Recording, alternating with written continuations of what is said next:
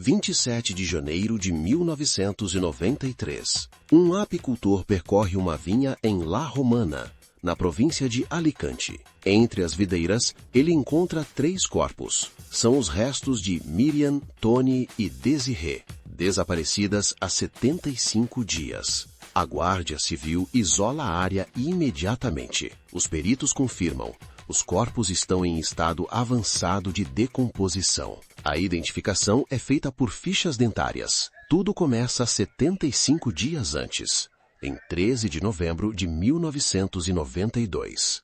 Miriam Garcia, Antônia Gomes e Desiré Hernández têm 14 anos cada uma. Moram em Alcácer, uma pequena cidade de 8.000 habitantes, a 25 quilômetros de Valência. Na noite de 13 de novembro, as 3 amigas saem para uma festa na discoteca El Corazón, em Picassent. A festa fica a 7 quilômetros de Alcácer. Elas não têm carro. Decidem pedir carona na Estrada Nacional N340. Elas nunca chegam à festa. Na madrugada, as famílias percebem que as 3 não voltaram para casa. Fernando Garcia, pai de Miriam, liga para a casa das outras famílias. Ninguém sabe onde elas estão. No dia 14, a Guarda Civil registra o desaparecimento. A comunidade de Alcácer organiza buscas imediatas. Centenas de voluntários vasculham campos, estradas e terrenos baldios ao redor da cidade. O caso se torna o maior desaparecimento infantil da história recente da Espanha.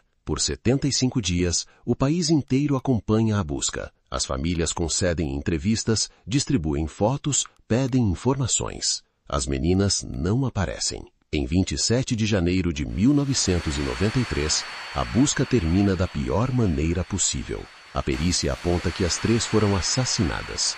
2 homens são identificados como suspeitos, Miguel Ricard e Antônio Anglés. Mas o que aconteceu naquela estrada em novembro de 1992?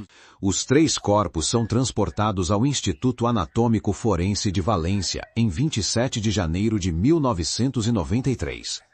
Os médicos legistas começam os exames naquela mesma tarde.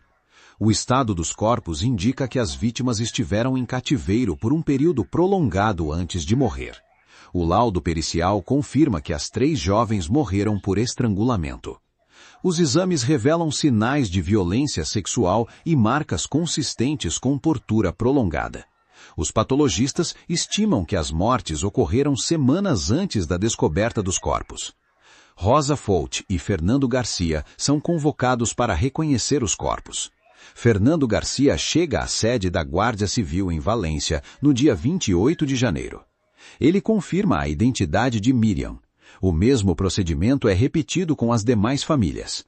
A Guarda Civil concentra as investigações em Catarroja, cidade onde Miguel Ricard e Antônio Anglés moravam.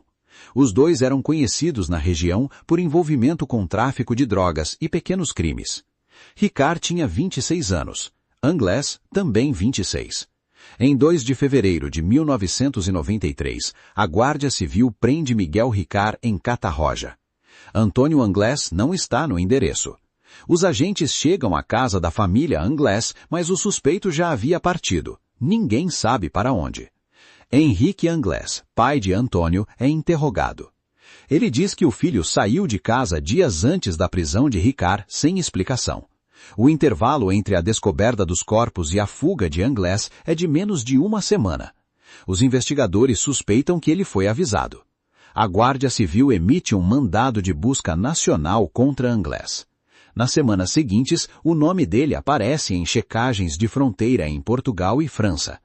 Nenhuma das pistas resulta em captura. Anglés desaparece completamente.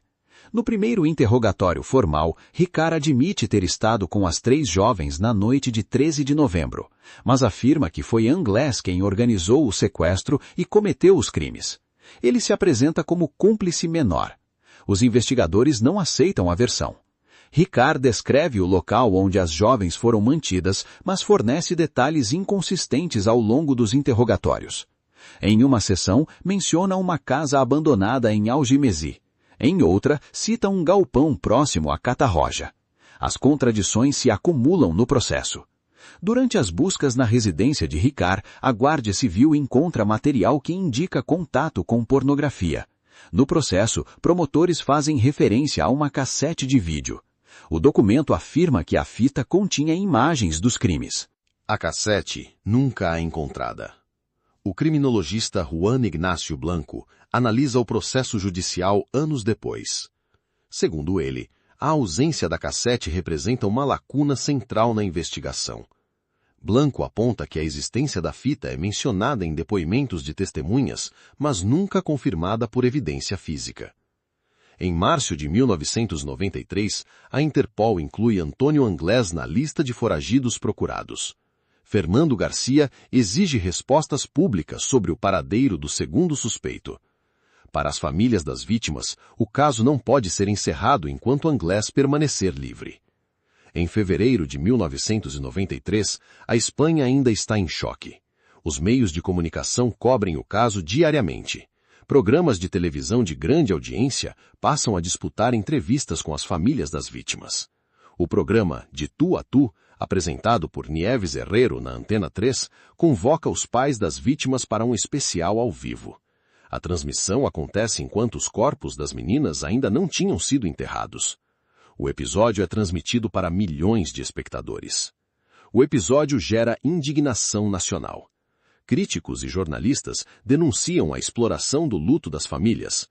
A transmissão se torna um símbolo do sensacionalismo midiático do caso de Alcácer. Fernando Garcia recusa aceitar a versão oficial do caso. Ele passa a investigar por conta própria e concede entrevistas frequentes. Em 1995, confronta Miguel Ricart diretamente em um programa de televisão ao vivo. No confronto ao vivo, Fernando Garcia acusa Ricart de esconder a verdade sobre o paradeiro de Anglés e sobre outros envolvidos. Ricart nega sistematicamente.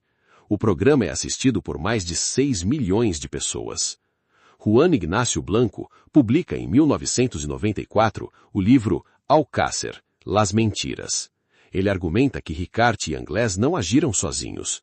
Segundo Blanco, as jovens foram vítimas de uma rede de pedofilia que envolvia figuras de poder na Espanha. Blanco alega ter acesso a fontes dentro da investigação. Cita evidências não divulgadas ao público, incluindo a fita de vídeo mencionada no processo judicial. A teoria não é comprovada, mas domina o debate público durante anos. O julgamento de Miguel Ricart começa em outubro de 1997 em Valência. O tribunal examina mais de 40 mil páginas de processo. A acusação pede a pena máxima permitida pelo Código Penal espanhol. Em novembro de 1997, Miguel Ricart é condenado a 170 anos de prisão. A sentença inclui os crimes de sequestro, violação e assassinato das 3 jovens. É uma das penas mais longas da história judicial espanhola. Apesar da condenação, a legislação espanhola limita o cumprimento efetivo da pena a 30 anos. Miguel Ricart cumpre 20 anos com benefícios de bom comportamento. Em junho de 2013, ele é libertado da prisão de Herrera de la Mancha. A libertação de Ricart provoca protestos em Alcácer e em outras cidades espanholas. Fernando Garcia e Rosa Folch declaram publicamente que a justiça falhou. Ricart adota uma identidade reservada e desaparece da vida pública. Antônio Anglés continua desaparecido. Há 6 países registrados na investigação internacional sem resultado. A Interpol mantém o mandato ativo. Ninguém sabe onde ele está. Em 1997, Miguel Ricart é condenado a 170 anos de prisão. Mas a legislação espanhola da época limita o cumprimento efetivo a 30 anos. Em setembro de 2013, Ricart sai da prisão. Tem 46 anos. O governo espanhol concede a Ricart uma nova identidade e proteção policial. Ele se instala em uma cidade não divulgada. Seu paradeiro permanece confidencial até hoje. A libertação de Ricart provoca protestos em Alcácer e em outras cidades espanholas. Moradores carregam cartazes com as fotos de Miriam, Tony e Desiré. A Guarda Civil isola a praça central do município. Antônio Anglés foge da Espanha em fevereiro de 1993. Em março daquele ano, um passageiro com documentos falsos embarca em Dublin rumo a destino desconhecido. A Interpol investiga a pista, mas não o localiza. Nos anos seguintes, surgem supostos avistamentos de Anglés no Brasil, na Argentina e em outros países da América Latina. A Guarda Civil envia agentes para verificar cada denúncia. Nenhuma confirmação é obtida. Fernando Garcia passa os 30 anos seguintes exigindo respostas. Ele contesta a versão oficial. Acredita que outros suspeitos nunca foram investigados. Em outubro de 2023, Fernando Garcia morre sem ver a captura de Anglés. O caso de Alcácer muda diretamente a legislação espanhola. Em 2003, o Código Penal é reformado para permitir penas superiores a 30 anos em crimes de especial gravidade contra menores. A reforma é chamada informalmente de Doutrina Alcácer. 30 anos depois dos crimes, o caso permanece aberto para a Interpol. Antônio Anglés tem hoje 57 anos. Não existe confirmação oficial de sua morte, não existe confirmação oficial de sua localização. Em Alcácer, 3 túmulos guardam para sempre a pergunta que a Espanha nunca respondeu completamente.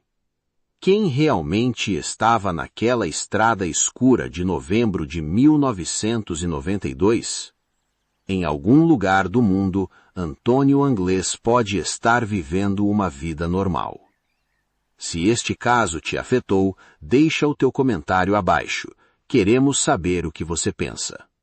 Curte o vídeo e se inscreve no canal para acompanhar os próximos casos. A verdade merece ser contada.